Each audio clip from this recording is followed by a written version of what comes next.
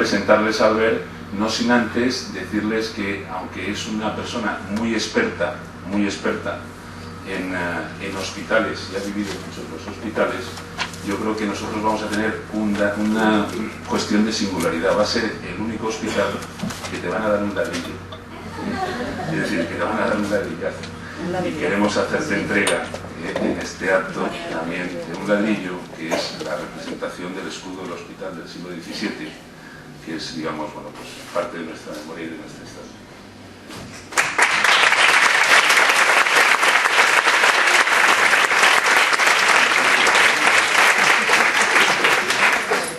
Con todos ustedes, Alberto Espinosa. Bueno, muchas gracias. No me han dado ningún ladrillo nunca, así que pensé que me iba a dar una bota de vino y como el loco iría por ahí repartiéndola. Bueno, yo creo que a mí me hace muy feliz siempre venir a hospitales. Además, mi padre es valenciano, así que es como estar en mi segunda casa. Yo creo que como un poco si habéis visto mis historias, mis películas, Planta Cuarta o El Mundo Amarillo, he intentado siempre expresar un poco lo que ha sido mi vida en los hospitales. Yo agradezco mucho todo el esfuerzo que han hecho por traerme y realmente cuando me han ido contando todas las actividades y todos los clubs que hay en este hospital, realmente es muy emocionante. Yo, como he comentado, pues tuve cáncer de los 14 a los 24 y perdí una pierna, un pulmón y medio hígado, pero fui feliz, ¿no? Y en esos 10 años de hospital aprendí muchas cosas que he intentado ahora cuando he tenido la suerte de dar muchas charlas a médicos, enfermeras, a celadores. He intentado expresar lo que es el punto de vista de un paciente, ¿no? Me considero un paciente muy afortunado, ¿no? Porque le escuchan, le dejan hacer conferencias y normalmente cuando hago conferencias a veces es solo con médicos y está toda la sala que hay 500, 600 médicos, pues siempre hago una cosa que me encanta, que es llegar 40 o 50 minutos tarde. Cuando están bien enfadados les digo, ¿verdad que jode esperar, no? Y realmente es mi pequeña venganza, ¿no? Yo creo que he aprendido muchas cosas en mi tiempo en el hospital, ¿no? Y intenté un poco, sobre todo en la película Planta Cuarta, que quizá fue la más conocida, y ahora la serie Pulseras Rojas que ha comprado Spielberg para hacerla en Estados Unidos, pues expreso cómo es el mundo del hospital, ¿no? El mundo de cuando estás mucho tiempo en un hospital. Yo creo que el humor es siempre muy importante, ¿no? Yo creo que el humor a mí me ha ayudado mucho a expresar muchas cosas en las películas. Yo, por ejemplo, llevo una pierna ortopédica y muchas veces pues voy con pantalones cortos, ¿no? Y cuando voy por la calle la gente hace ver que no ve la pierna, pero 2 segundos después de cruzarme se gira a mirarla, pero yo siempre me giro y los pillo a todos, ¿no? Y siempre les digo que no tienen que tener miedo a preguntar porque es lo más importante de tu vida, ¿no? Y creo que el humor sirve sobre todo para expresar muchas situaciones, ¿no? La gente se piensa que las piernas son de madera, el chiste del pirata, toc toc toc, y yo pienso que la realidad pues ayuda mucho más. Yo he llevado durante mucho tiempo una pierna hidráulica y como mucha gente que lleva pierna hidráulica pues muchas veces se rompe y pierde aceite, ¿no? Y me he encontrado yendo por la calle y una señora diciéndome, estás perdiendo aceite, ¿no? Y hay un reguero de aceite y al final estoy yo, ¿no? Y ahora tengo la suerte de llevar una pierna electrónica y me pasa lo que muchas veces nos pasa cuando llevamos pierna electrónica, que por la noche la tienes que cargar como un móvil. Cuando voy a un hotel con un solo enchufe, pues he decidido si cargo el ordenador portátil, el móvil o la pierna ortopédica, ¿no? Y yo creo que forma parte de lo que es tu vida pues como cojo y tu vida en un hospital, ¿no? Yo creo que en mi hospital realmente aprendí muchas cosas. En total estuve casi en 8 hospitales, en el Vallebrón, en San Pablo, en San Juan de Dios. Y yo creo que cuando empiezas con 14 años y acabas con 24, pues empiezas siendo un niño, pasas a ser un adolescente y acabas siendo un adulto, ¿no? Yo creo que en todos los años en hospital tuve médicos muy buenos, médicos malos, enfermeras, celadores magníficos. Yo creo que tuve una sensación de aprender mucho, ¿no? Mi madre me había dicho no confíes en los desconocidos con 13 años y llegué a un hospital que si no confiaba en los desconocidos no hubiera hablado con nadie, ¿no? Y yo creo que aquellos desconocidos, tanto las enfermeras, los celadores y los médicos, realmente me dieron muchos consejos que me ayudaron a educarme, ¿no? Yo dejé el colegio y no volví hasta la universidad, que hice ingeniería, pero claro, esos 5 años de hospital pues hubo mucha relación con mucha gente y sobre todo con los otros pacientes, ¿no? Con tus hermanos de hospital, ¿no? Y yo creo que era muy emocionante. Yo recuerdo que un médico el día anterior a que me cortasen la pierna pues me dio un gran consejo, me dijo que le hiciera una fiesta de despedida a la pierna, ¿no? Que invitase a gente que tuviera que ver con la pierna. Tenía 14 años, no lo quería hacer, pero al final me convenció y invité a esa gente, ¿no? Invité a un portero de fútbol que le había metido 50 goles. Bueno, en realidad le había metido uno, pero a los enfermos de cáncer nos dejan decir de todo. Le dije 50, me dijo que sí. Luego invité a una chica con la que había hecho piececillos bajo una mesa y luego hice un último baile a dos piernas, ¿no? No tenía música, pero mi compañero de dirección era un fan de Machín y pusimos un CD y sonó Espérame en el cielo, ¿no? Que era como ideal para la ocasión, ¿no? Y recuerdo que mi último baile a dos piernas fue con una enfermera al ritmo de Espérame en el cielo, ¿no? Y fue muy bonito porque cuando me cortaron la pierna, luego no noté el fantasma, la sensación de notar la pierna cuando no la tienes, porque creo que me despedí también que hasta el fantasma se fue, ¿no? Y yo creo que sin saberlo, aquel médico me había enseñado a hacer un duelo, ¿no? de aquella pierna, ¿no? Un duelo de despedida, ¿no?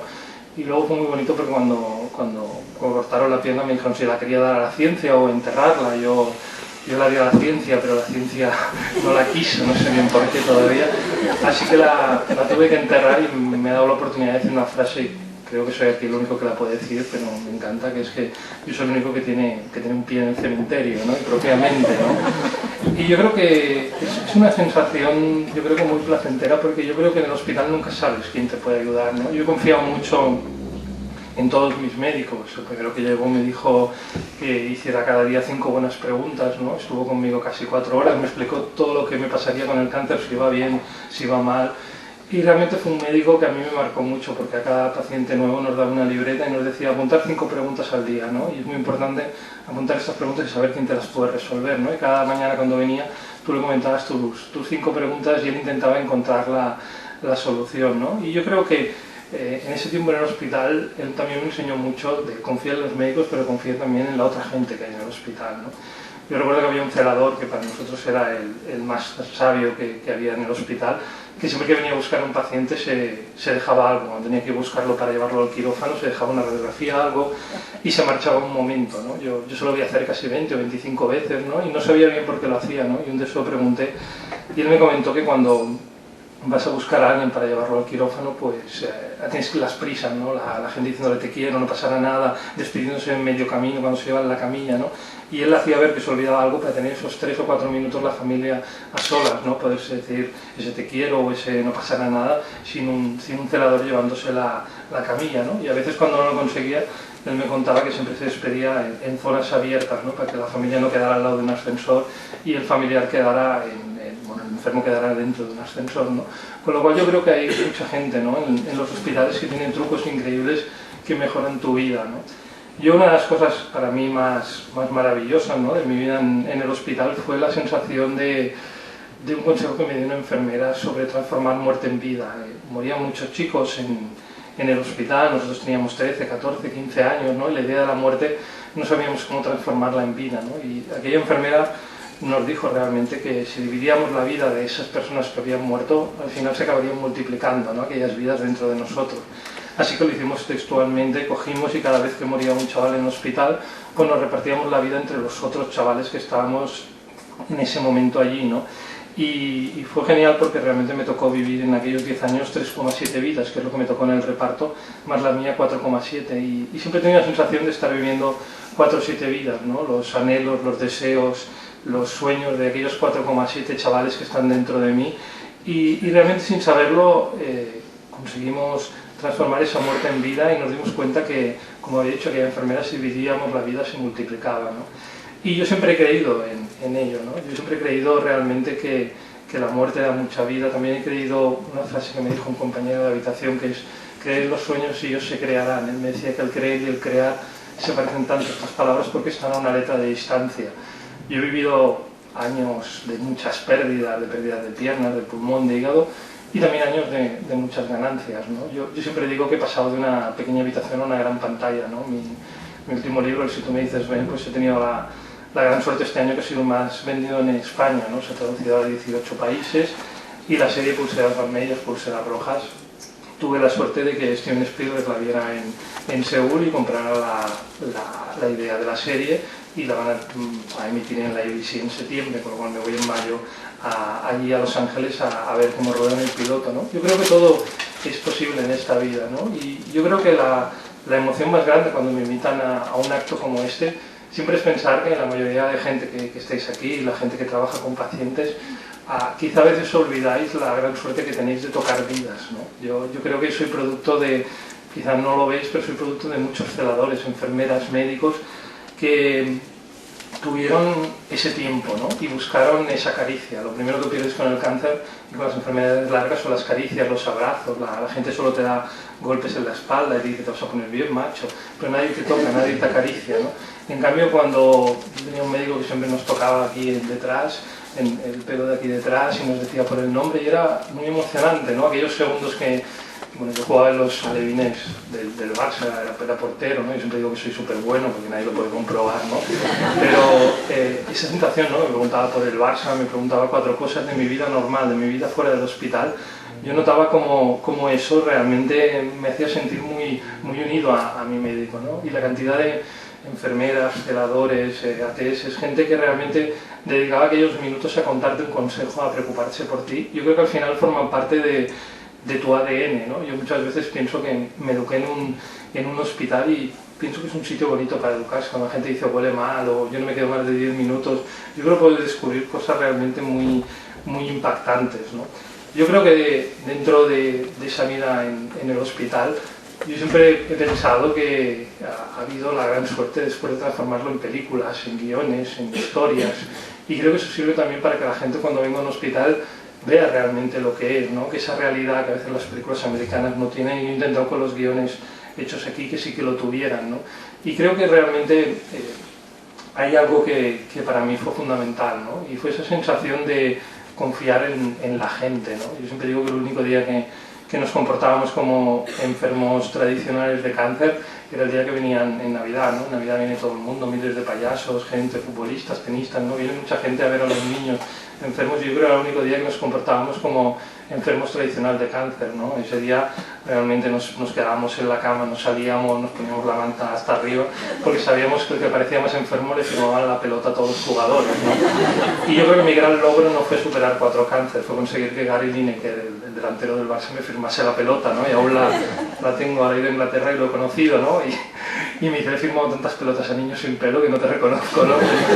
Pero yo creo que fue muy bonito, yo creo, esa sensación de vivir, ¿no? La vida nos separa, no teníamos moto, pero teníamos silla de ruedas, no podíamos ir a discotecas, pero teníamos 4 plantas, y yo creo que lo más bonito de las películas y las historias que yo he hecho ha sido con Planta Cuarta esa sensación de que ya no fueron los premios, ya no fue la taquilla, sino yo creo que algo tan bonito como que aumentaron casi un 30% las visitas a los niños con cáncer, ¿no? La gente después de Planta Cuarta vio que quizá esa idea del niño sin pelo con la quimioterapia triste no era totalmente real. Hay muchos momentos que estás bien, hay muchos momentos que estás esperando entre operación, y yo creo que fue muy bonito esa sensación de la gente yendo a esos hospitales en casi los 40 países donde se estrenó la película.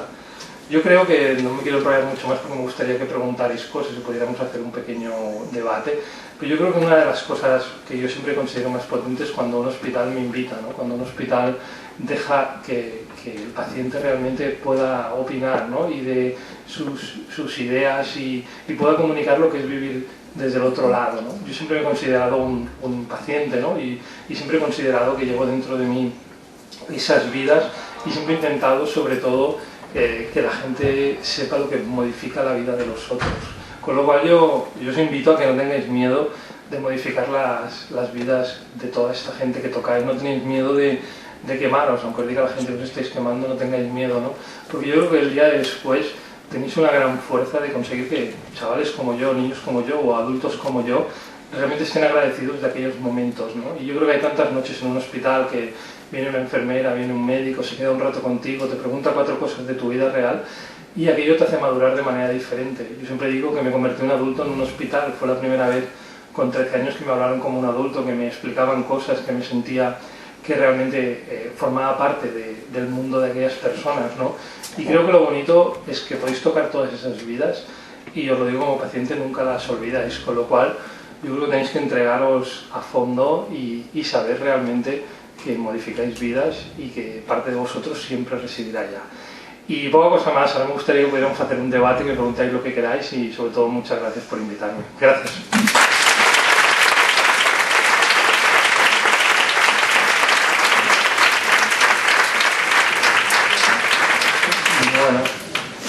si queréis preguntar lo que sea, porque aquí parece muy simpático, pero cuando baje yo no hablaré con nadie, es un medio disco. No, no es broma. Podéis preguntar lo que queráis, que yo estoy aquí para contestaros.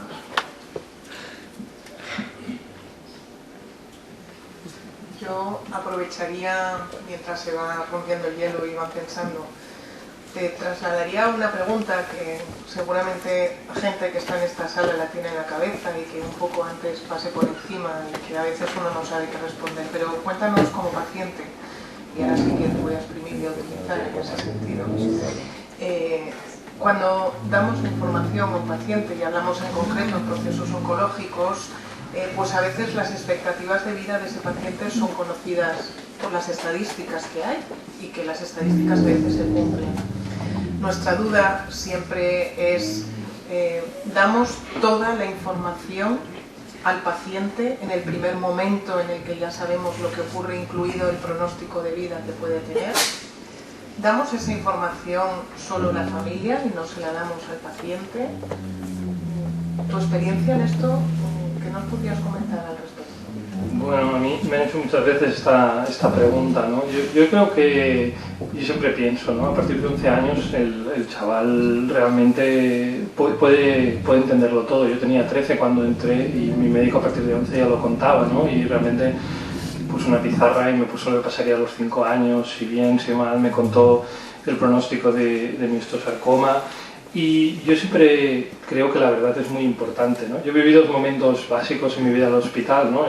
Hace muchos años cuando llegó la moda de llamar por el nombre al paciente, ¿no? Yo cuando estaba no llamaban por el nombre y de repente de un día a otro llegó la moda y realmente lo que cambiaba, ¿no? Que desde el radiólogo al oncólogo todo el mundo sabía tu nombre, ¿no? Te llamaban Albert, era súper fuerte, ¿no? Era muy bonito, realmente te cambiaba la vida cuando te llamaban por el nombre. Pero también viví un momento que también llegó que no me gustó nada, ¿no? Que fue que a partir de que hubo un instante que cuando llegaba el médico o la enfermera echaban a todos los pacientes, ¿no? Y se quedaba el enfermo solo, ¿no? Bueno, echaban a todos los familiares y se quedaba el enfermo solo, ¿no? Y yo creo que muchas veces el enfermo solo tiene un oído, un ojo, no os imagináis la de veces que preparamos con la familia las preguntas que haremos al médico o a la enfermera, hacemos una lista, tienes que preguntarle esto y luego no te olvides esto, ¿no? Genera mucha tensión y entonces cuando llega el médico o la enfermera a veces no te da tiempo a preguntar todo y eso es porque no está ese familiar, ¿no? Yo siempre digo, muchas veces cuando hablo con muchos médicos, siempre digo que hay un familiar sagaz. Enseguida sabéis quién es el familiar sagaz, el que puede llegar a entender en una familia y puede llevar el motor, ¿no? Y yo creo que a ese se le debe permitir estar dentro, ¿no? Yo hay una cosa que siempre digo, ¿no? El problema de los hospitales para mí siempre fue el mismo, ¿no? Para mí, por ejemplo, fue poner de acuerdo a mis médicos. Mi traumatólogo odiaba al oncólogo, el oncólogo odiaba al traumatólogo, todos odiaban al de rehabilitación, no sé por qué bien, y todos juntos odiaban al radiólogo, este lo tenía imaginado, ¿no? Y yo recuerdo cuando esta especie de competitividad, pues yo y mi familia intentábamos pues, ir al traumatólogo y decirle, el oncólogo ha dicho que nos está haciendo una cicatriz perfecta, nunca había visto unos puntos, ¿no? Íbamos al oncólogo y decíamos, esta mezcla de metrotextate, de platino es perfecta, ¿no? Intentábamos como crear buen rollo, ¿no? Y yo recuerdo cuando me puse bien, tenía 24 años, ya bueno, mi historial lo tenían en carrito, era como una persona viva el historial. Y recuerdo cuando me dijo el oncólogo, ya estás curado, y fue muy bonito porque puso una línea horizontal roja, ¿no? Y me gustó tanto la idea que digo, voy a ir a todos mis médicos y que pongan una línea horizontal roja, ¿no? Y fui al traumatólogo y le dije, ¿me puede poner una? Que esta es la que ha puesto el oncólogo. Y me dijo, sí, pero la mía será el doble de grande que la del oncólogo, ¿no? Y yo creo que eso resume esta especie de pelea, ¿no? Esta especie de sensación, ¿no? Y yo creo que para mí que tus médicos se lleven bien o que te digan la verdad es importante.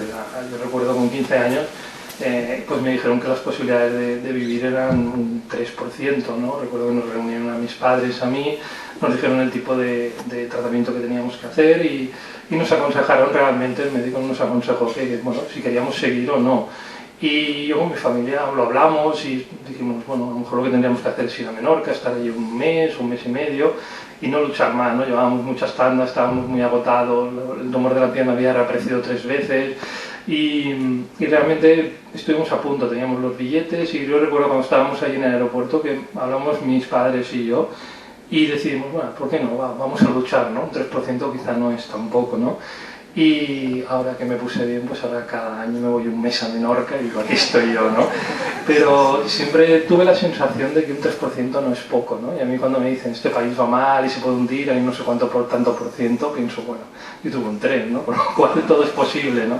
Yo creo que es muy importante decir las posibilidades, ¿no? No tener miedo a decirlo, ¿no? Y tampoco tener miedo a dejar que el paciente elija. A mí muchas veces me llaman muchos médicos o psicólogos para que vaya a ver a niños, ¿no? Y muchas veces, sobre todo en el Valle d'Hebron, me dejan ir por la mañana con los padres y por la tarde cuando estoy solo, ¿no? Y con el niño. Y me dejan ir ese día porque tampoco quieren que me encariñe por si luego les pasan cosas. Y por la mañana pues solo preguntan los padres, el niño no dice nada, y cuando voy por la tarde el niño es cuando que estoy solo con él, me dice, te voy a decir lo que me preocupa porque mis padres no lo llevan bien, ¿no? Y tienen una fuerza esos chavales que es la misma que me generaba a mí, ¿no? Y te preguntan cosas como pues, si puedo volver a correr sin pierna, cómo lo haces para ligar, si ligas con alguien, cómo dices que tienes una pierna, si no lo ve. Son cosas como muy naturales, muy del día a día, ¿no? Y noto que hay esa sensación y esa fuerza, ¿no? Y yo creo que para mí es muy bonito poder ir a los hospitales. Yo cuando me llaman y me dicen, hay un niño que está triste, ¿cuánto lleva? Me dicen 10 días, digo, bueno, avísame a los 30, ¿no? Yo creo que hay una fase de duelo que necesitan pasar. Esos primeros 30 días van a estar tristes, no se puede hacer nada, ¿no? Yo creo que lo más bonito fue hace poco que fui a ver a un hombre que no hablaba, hacía casi 3 semanas que no hablaba, ¿no? Y no sabían por qué. Y yo fui a hablar con él y tardé un poco en ganar su confianza y al final me contó que el problema que tenía era que no sabía cómo implicar a su hija con el cáncer, ¿no? Decía, es que yo no sé cómo tengo una hija, no sé cómo explicarle que tengo cáncer y no sé cómo se lo va a tomar y tampoco se me podrá ayudar, ¿no? Y yo le conté lo que a mí me contó un médico, ¿no? Yo tenía el mismo problema con mi hermana era pequeña y no sabíamos cómo implicarla, ¿no? Y recuerdo que el médico nos dijo que lo que podíamos hacer es darle una función, ¿no? Explicarle lo que tengo y darle una función. Así que le dimos la función de palanganera real, era la que tenía que traer la palangana cuando yo vomitaba, ¿no? Y os puedo jurar que no he visto persona más rápida trayendo la palangana. Yo hacía hasta arcadas falsas para que trajese la palangana, ¿no? Y yo se lo conté y el hombre luego fui a la semana y hablaba y estaba muy bien y me dice, ahora es mi hijo, es el palanganero real del reino, ¿no? Y estaba muy orgulloso, ¿no? Y a veces yo creo que hay pequeños trucos y pequeñas cosas que realmente te afectan, ¿no? Y normalmente lo que te afecta es ese entorno, ¿no? Yo siempre digo que hay un historial, que diría, en La Coruña lo hicieron hace poco, ¿no? Yo siempre he dicho que estaría muy bien que cuando entrases te diesen 4 o 5 hojas sobre tus médicos, ¿no? Sobre tus enfermeras, cuál es su película favorita, su superhéroe, qué les gustaría haberse dedicado si no es a esto, ¿no? Ellos tienen todo tu historial, saben exactamente todo sobre ti y está muy bien tener esos 4 o 5 datos sobre tus médicos y realmente en La Coruña lo pusieron en marcha y los pacientes, bueno, los familiares lo pasaban muy bien, ¿no? Porque estaban como 5 o 6 días y dicen, puede ser que a este hombre le gusten los puentes de Madison, ¿no? Pero era muy bonito porque los veías como muy cercanos, ¿no? Y siempre tenía 5 o 6 datos que parecía que no eran nada, pero saber que están allí, ¿no? Cuáles son sus pasiones, cuáles son sus miedos, te ayuda mucho a comunicarte porque ellos lo saben todo de ti. Ya veis que pregunta una cosa y yo contesto 7, con lo cual no hay problema. Luego os quedaréis con ganas. Ahí, venga. Está al fondo. Vas a tener que caminar, como en este hospital, que veo que para ir de un sitio a otro tenéis que hacer footing casi. Eso es cardiovascular. Hola, buenos días. Nada, a mí me gustaría saber qué hay después de que cuando te dicen ya estás curado. ¿Qué viene después? Bueno, yo creo que fue la fase bastante complicada, ¿no? Porque todo estaba estudiado, todo lo que tenía que hacer, las radiografías, todo, excepto ese momento, ¿no? Ese momento cuando me dijeron que estaba curado, yo tenía 24 años, pero también tenía 14, como en los grandes momentos de la vida, ¿no? Gente que se divorcia, gente que pasa muchos años con una persona o gente que tiene una enfermedad larga, pues yo tenía las 2 edades, tenía 24 años de edad, pero en muchos aspectos tenía 14 años, yo había crecido de una manera diferente, había madurado en unos temas y en otros no.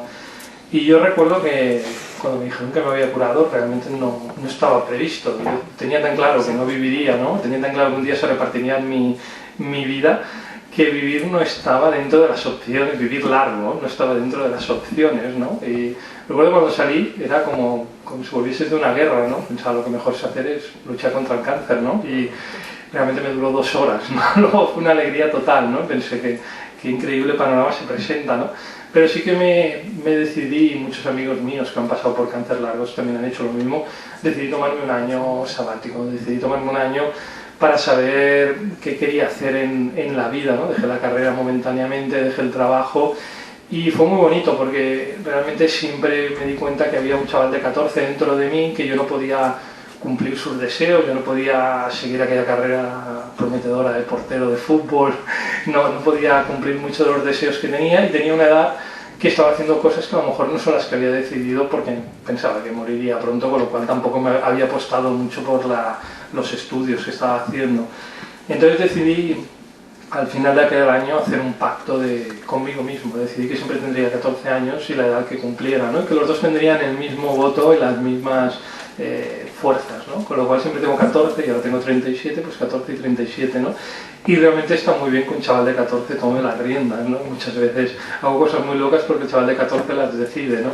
Y yo creo que te acaba pasando muchas veces esto, ¿no? Yo creo que la gran herencia que aprendes es no tener miedo a la muerte, ¿no? Yo no tengo miedo a la muerte, yo creo que no es triste. Morir no es triste, creo que lo que para mí es triste es no vivir intensamente la vida, eso sí que es triste, pero morir no me parece absolutamente triste. Yo creo que es importante hablar de la muerte, ¿no? Y yo creo que cuanto más hablar de la muerte, menos miedo le tienes, ¿no? Yo siempre digo que estaría muy bien saber qué día le gusta morir a la gente. A mí me gustaría morir un viernes porque es el día de los estrenos de cine, siempre me pasan cosas maravillosas un viernes y tengo un amigo que me dice, si mueres un viernes tendrás una suerte increíble, ¿no? Y yo creo que hay algo de positivo, ¿no? Y realmente morir hoy, morir mañana no es muy triste porque yo pienso que es algo que todos haremos, ¿no? Y en cambio la gente no habla de la muerte, pero sí que habla de trabajos que le gustaría hacer, aunque quizá no los hace, quizá de viajes que le gustaría realizar y tampoco los hace, o gente con la que le gustaría estar y quizá tampoco está nunca, ¿no? En cambio morir, que es algo que seguro que todos haremos, casi nadie habla, ¿no? Y yo creo que cuanto más hablas, y con los amigos de hospital hablábamos mucho, menos miedo te daba, ¿no? Porque yo creo que al final tu vida se esparce, ¿no? Tus recuerdos, tus historias, ¿no? Y yo creo que esa es la gran herencia de una enfermedad larga, ¿no? Que no temes la muerte ni tampoco temes las cosas malas, ¿no? A mí hay una frase que me gusta mucho que es cuando crees que conoces todas las respuestas, llega el universo y te cambia todas las preguntas, ¿no? Y yo creo que eso es la vida, ¿no? Que se te cambien las preguntas y tengas que encontrar nuevas respuestas. Y yo creo que cuando me curé, pues pensé, bueno, puedo volver a enfermar, puede que no, pero realmente pues tuve la suerte de no volver a enfermar, ni de volver a hacer una radiografía, ni un análisis desde hace pues casi 13 años. Y yo creo que es una sensación placentera volver a hospitales para cosas tan bonitas, o para tener un ladrillo, estas cosas te llenan de alegría, ¿no? Pero creo que, yo creo que nunca me desvincularé con los hospitales, ¿no? Porque creo que tengo la sensación, cada semana voy a ver a niños que les cortan la pierna, que les quitan un pulmón, ¿no? Y te das cuenta de esa lucha, ¿no? Y yo sé que si algún día vuelvo a estar enfermo, esa lucha volverá, igual que a ellos les vuelve esa lucha, ¿no? Con lo cual, creo que no hay un miedo específico y simplemente tuve que hacer aquel pacto, ¿no? Porque era imposible si no seguir la vida, ¿no? Y yo creo que fue un año muy interesante, muy loco, pero al final aquel pacto yo creo que aún dura dentro de mí, ¿no? Y yo creo que es parte fundamental.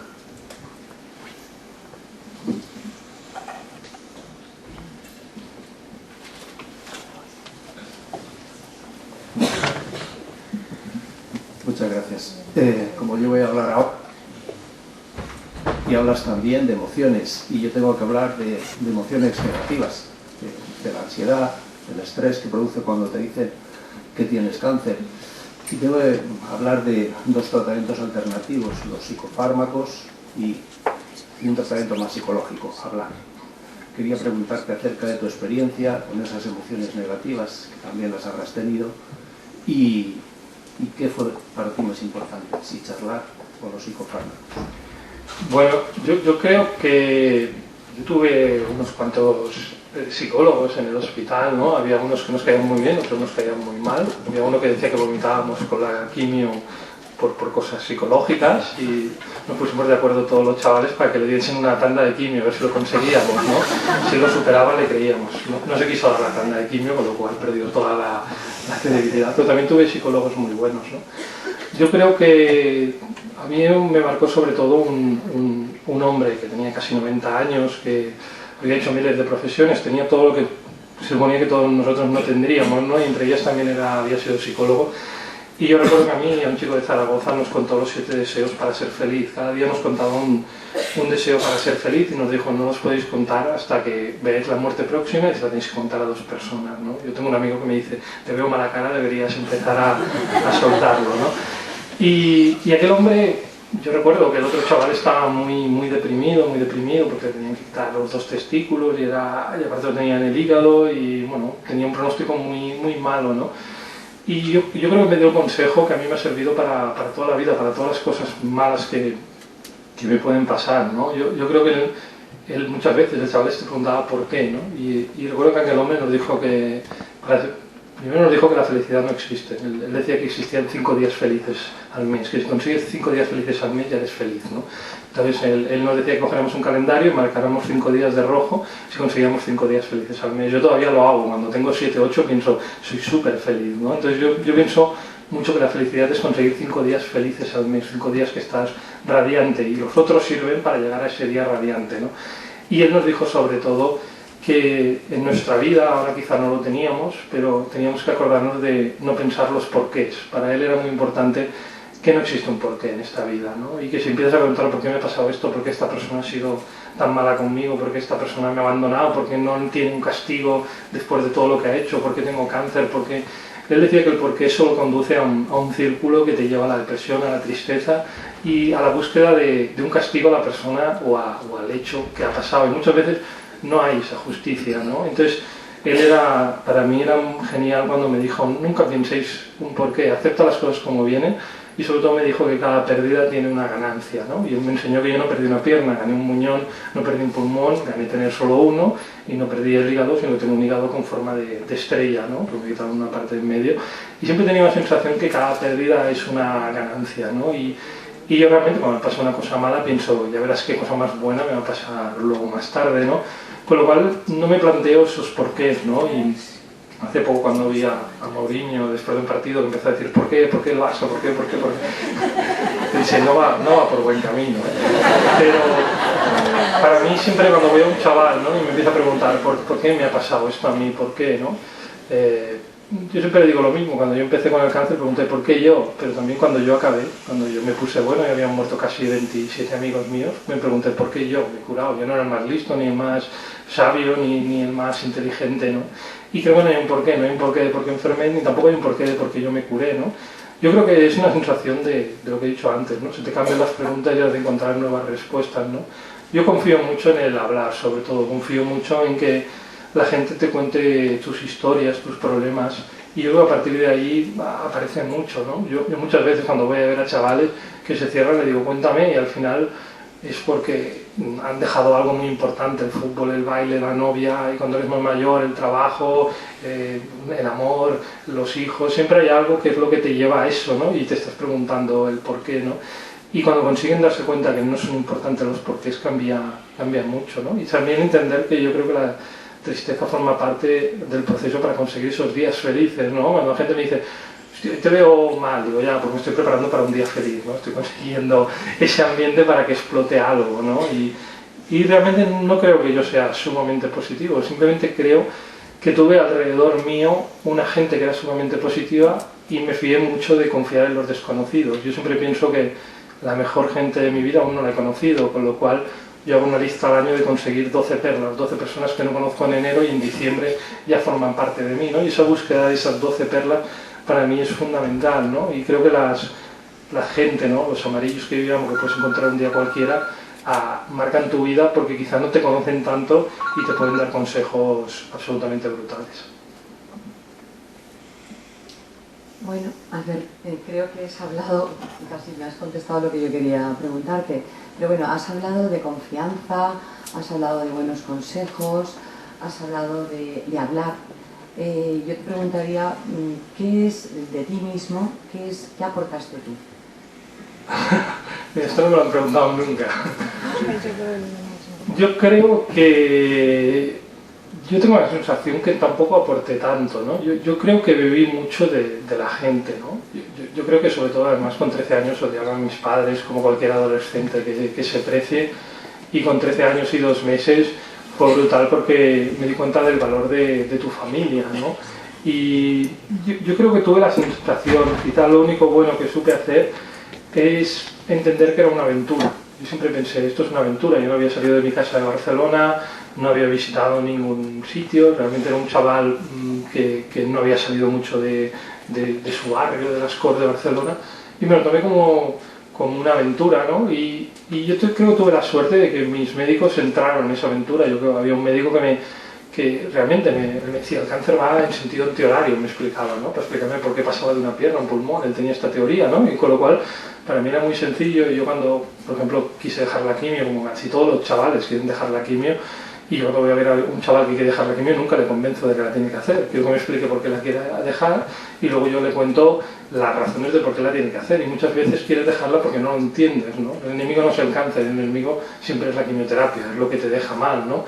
Y yo recuerdo cuando me pasé ya, me han dado casi 84 tandas de quimio y me iban cambiando de un fármaco a otro, yo lo quería dejar porque no entendía, digo, esto no sirve de nada, ¿no? Y recuerdo como que cuando me cambié de un tratamiento a otro y no entendía, me vino un médico y me dijo, esto es como pintar, el oncólogo me dijo, esto es como pintar una sala, la hemos pintado de rojo, hemos agotado la pintura, está todo de rojo y no ha funcionado, ahora la vamos a pintar de azul. Y a mí con 14 años esa sensación de tenemos que pintar el sitio fue muy bonito, y realmente con todos los pelones, los chavales de allí, decidimos repintar las salas de aquel sitio, ¿no? Igualmente, mientras nos estaban haciendo el tratamiento días antes, ¿no? Entonces yo creo que muchas veces el factor no eres tú. Yo creo que a veces tú puedes catalizar unas simpatías en tus médicos, pero muchas veces esos médicos, si saben cómo entrarte y cómo hacerse explicar, yo creo que tienen medio al paciente muy ganado y muy a favor, ¿no? Yo siempre he pensado que los mejores médicos son los que saben expresarte corporalmente lo que sienten, ¿no? En cambio, yo creo que tenía un médico muy malo, un oncólogo muy malo, que yo recuerdo que solo se levantaba, había una mesa en medio, y solo se levantaba de la silla y de su despacho para venir al lado tuyo cuando tú tenías cáncer, ¿no? Y solo sabíamos todos los chavales de la planta, con lo cual cuando veíamos levantarlo nos aterrorizábamos, pensábamos, tienes cáncer, ¿no? Yo le vi levantarse una vez y bueno, tenía que ir a buscar café, con lo cual me salvé, pero yo pensaba que iba a tener cáncer otra vez, ¿no?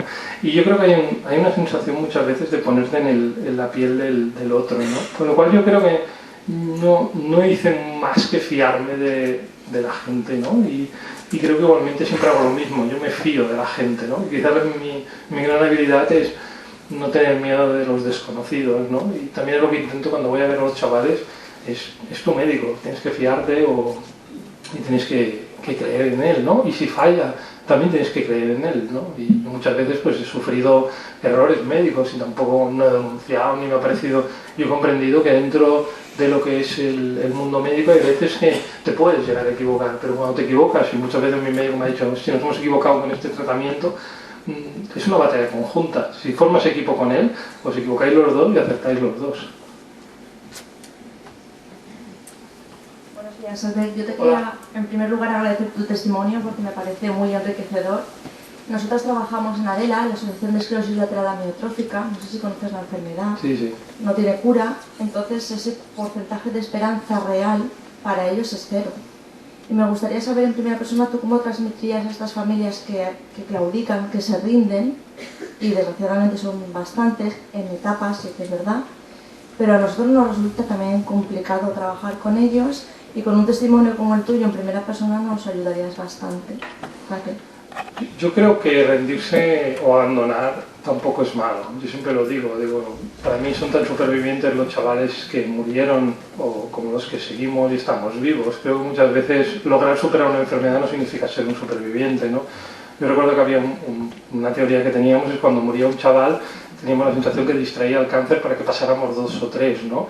Y siempre tuvimos esa sensación, ¿no? Y cuando había chicos que abandonaban o lo dejaban, yo mismo estuve a punto de abandonar, hablé casi con 10 médicos, 20 enfermeras y todos me decían continúa, pero a veces se hace muy difícil, ¿no? Y quieres volver a tu casa, volver a tu entorno y pasar ese tiempo, ¿no? Y yo creo que nunca he intentado convencer a nadie, sí que tiene que ser frustrante para vosotros, pero no puedes intentar que se cure la gente cuando tiene pocas posibilidades o cuando no tiene ninguna, ¿no? Yo creo que es comprender sus razones y apoyar, ¿no? Yo creo que muchas veces, yo cuando me fui y estuve en aquel aeropuerto, al final los dos médicos que me apoyaron, ¿no? Y me dijeron, hey, disfrútalo, pásalo bien y gózalo, para mí fue espectacular, ¿no? Saber que estaban conmigo hasta en el abandono, ¿no? Y que yo creo que a veces es muy duro el dolor, los tiempos, los días, los meses, el no ver un camino que hace que abandones, ¿no?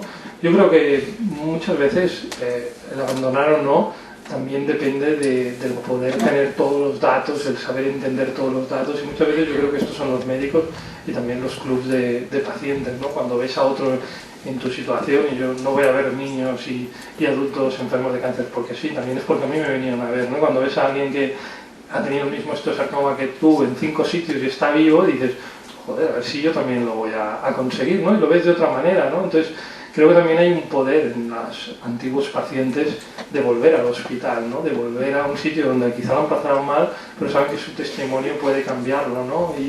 Y yo creo que aceptar que rendirse nunca significa, creo que la palabra es demasiado corta, de rendirse o abandonar, pero muchas veces tomar otro camino, ¿no? Y como yo creo que todos los caminos, te rindas o no, algún día morirás, al final vas a parar al mismo sitio, con lo cual yo creo que es también lo que necesitas, ¿no? Tu dignidad como persona, lo que necesitas en cada momento, ¿no? Yo, ahora hace poco, pues yo hablo con un chaval de Ciudad Real, hablamos por mail, yo tengo la gran suerte de recibir 4.000, 5.000 mails diarios de gente que me cuenta sus vidas, ¿no? Y a veces te encariñas con alguien, ¿no? Y este chaval, pues bueno, lleva 7 cánceres consecutivos, tiene un humor muy gracioso, le quitaron el hígado y él me dijo que me invitaba a su fiesta de despedida de hígado y que había alcohol y claro, era muy gracioso, ¿no? Y dice, a mí ya no me importa, me decía.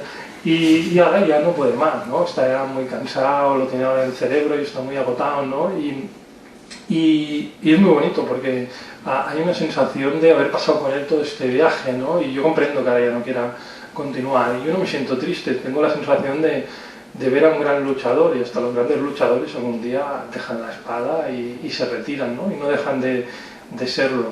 Yo en la serie Pulseras Vermellas hemos explicado vidas, y esta segunda temporada yo quiero hablar mucho del abandono, ¿no? De esta gente que abandona una enfermedad, porque también creo que muchas veces hay una sensación de tirar la toalla, ¿no? Y creo que es diferente, hay una sensación de coger otro ritmo, ¿no? Y yo creo que gente que ha luchado tanto tiempo al final tiene derecho a dejarlo correr, y tiene que tener la sensación de que la gente lo sigue admirando, ¿no? Y yo admiro a chavales que lo dejaron correr con mi edad y me explicaron por qué, lo admiro, y cuando les vi aquellos 3 últimos meses fuera y mal, lo admiro, porque es duro también tirar esa sensación de decir, lo decido yo, pero ya no puedo más.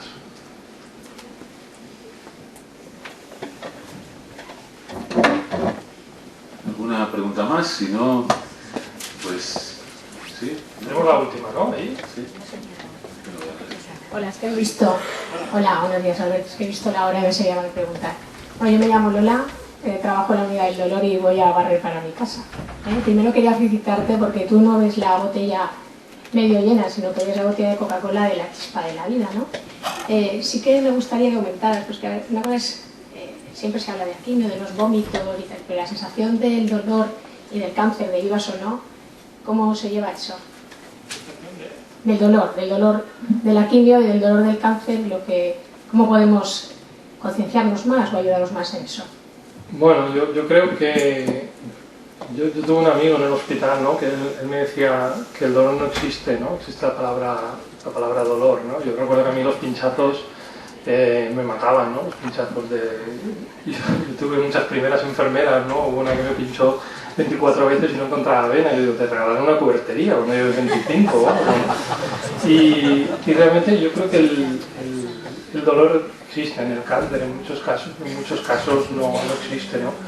En mi caso yo no tuve dolor los 10 años, tuve 4 cánceres diferentes, y sobre todo porque yo creí mucho en lo que me dijo ese chaval. Él me dijo, el umbral de dolor lo marcas tú, ¿no? Y yo confié mucho en que las palabras como dolor no existían, ¿no? Existía, y muchas veces me decían, ¿te duele? Y yo digo, no, noto un cosquilleo, ¿no? Intentaba encontrar adjetivos, ¿no? Porque si no siempre dices, me duele, ¿no? Y a veces no, te escuece, y yo qué sé, con la quimioterapia tienes unos efectos muy raros, te escuecen en sitios rarísimos, ¿no? Y muchas veces te cuesta explicarlo, ¿no? Yo recuerdo las primeras quimioterapias hay una que te escuece el pene que te mueres, ¿no? Y a mí nadie me lo había dicho, yo digo, ¿esto será normal o no? Y realmente hay una sensación muy rara, ¿no? Yo creo que con la quimio lo pasas muy mal y yo ya vomitaba cuando veía el ladrillo rojo de mi hospital, estaba dentro de mí, ¿no? Y durante años seguí soñando con la quimioterapia, como la cantidad de chavales, ¿no? Yo creo que ahora hay muchos métodos para bajar el dolor, ¿no? Después de operaciones, después de amputaciones, hay muchos métodos para bajar el dolor, ¿no? Yo creo que para mí lo fundamental es que encuentren adjetivos similares y sinónimos al dolor, ¿no? Yo muchas veces le digo al chaval, piensa que estás sintiendo en este momento, ¿no? Y sobre todo no vayas simplemente al dolor, ¿no? Porque si no es muy fácil entrar en ese círculo del dolor, ¿no? Yo creo que para mí, ya para acabar un poco, una de las cosas que quizá más me marcaron en ese tiempo en el hospital fue para mí esa sensación de que todo es posible, ¿no? Y creo que esa sensación de que todo es posible es muy mental, ¿no? Y creo que hay un poder también muy fuerte dentro de ti de conseguir que todo fluya de una manera bastante importante, ¿no? Con lo cual, no sé, yo creo que para conseguir que ese dolor baje también es entender que no existe la palabra dolor, ¿no? Y yo creo que cuando te vas a sinónimos semejantes todo cambia un poco. Bueno, pues hemos llegado hasta aquí. Muchísimas gracias. Yo creo que nos has dejado tan buen sabor de boca que sería un atrevimiento hacer ninguna valoración, ningún cierre. Darles las gracias a todos. Gracias por tu posibilidad, por estar aquí, por tu pasión en las cosas que dices y haces. Muchísimas gracias a todos. Muchas gracias.